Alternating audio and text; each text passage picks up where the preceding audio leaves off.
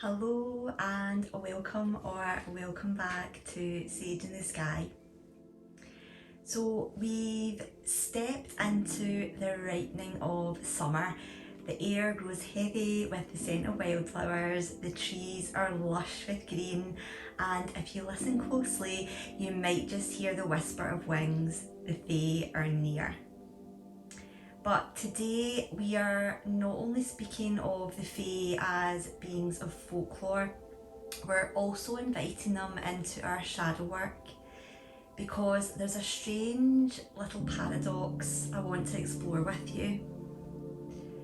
Why do softness, ease, and joy sometimes feel unsafe? If you've ever struggled to relax, even when things are going well, you are not alone. And the folklore of the summer fae offers us some beautiful reflections on this tender edge.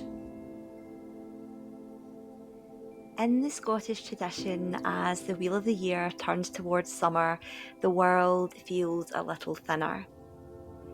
The veil lifts, not in the dark, heavy way of Samhain, but with a lightness like silk catching the breeze. This is the season when the Seelie court is said to roam.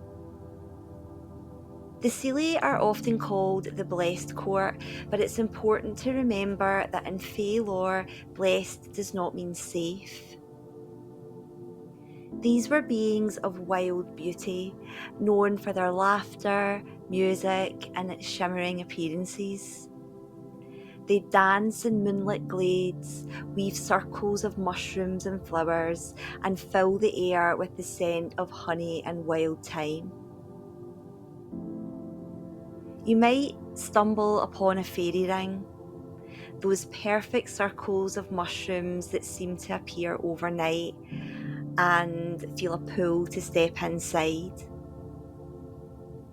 The old stories say, step carefully, tarry too long and you may lose track of time. Accept a gift and you may owe a debt. Follow their music and you may forget your own name. You see, the fae of summer invite us into enchantment, into beauty, softness, delight. But woven into that invitation is always a threshold. And isn't that true for us as well? When life offers us ease, when joy appears like a sudden wildflower after a long winter, we're drawn to it, but part of us pauses. Because with beauty often comes risk. In many Scottish tales, the fae were guardians of nature's abundance, but also fiercely protective of their realm. Farmers would leave offerings of milk and honey to keep them appeased. Children were warned not to speak too loudly in the woods for fear of catching a fairy's attention. Even the bees and butterflies, beloved by the fae, carried omens. A bee entering your home could be a message or a visitor from the other world. The summer fae embody this paradox. They hold both sweetness and danger, delight and unpredictability. And for those of us doing shadow work, especially those who've lived through trauma, survival, or long periods of hardship, that same paradox lives within us. We crave the softness, but we fear the price of stepping into it. Many of us, myself included, have lived long stretches of life in survival mode. Hypervigilant, prepared, alert. We learned that safety comes from control, from constant readiness. And then when things begin to soften, when joy peeks in, when life feels steady, we tense. That old familiar voice whispers, don't get too comfortable, this won't last, something bad must be coming. It's like standing at the edge of a fairy ring, drawn to the beauty but terrified of the price. So this is the shadow of softness, not because softness is dangerous, but because for a nervous system trained in vigilance, softness feels unfamiliar, and unfamiliar often feels unsafe.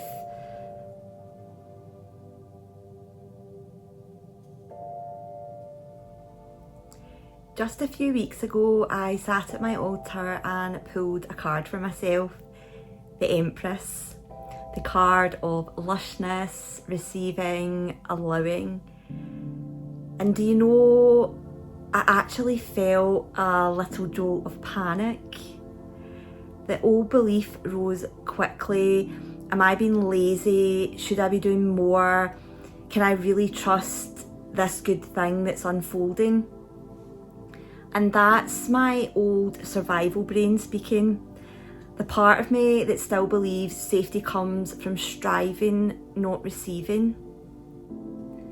But this is where the work happens, to sit with the Empress, breathe into her softness and say, it's safe to soften, it's safe to receive.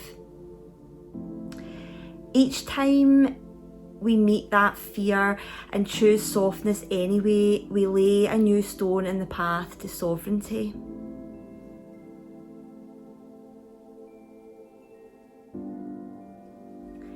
If this resonates for you, here's a simple practice you can try. Each morning this week, place a hand over your heart, close your eyes, and whisper gently, it's safe to soften, it's safe to receive, my softness is my strength. Small, steady permissions like this help rebuild trust and ease.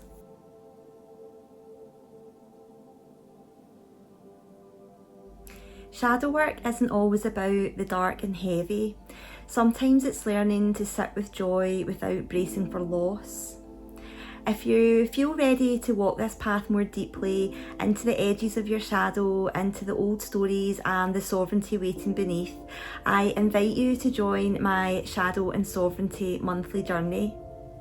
The waitlist is open now and you'll find the link below this video. As always, thank you so much for sharing this space with me. May your softness lead you home, and until next time, take care.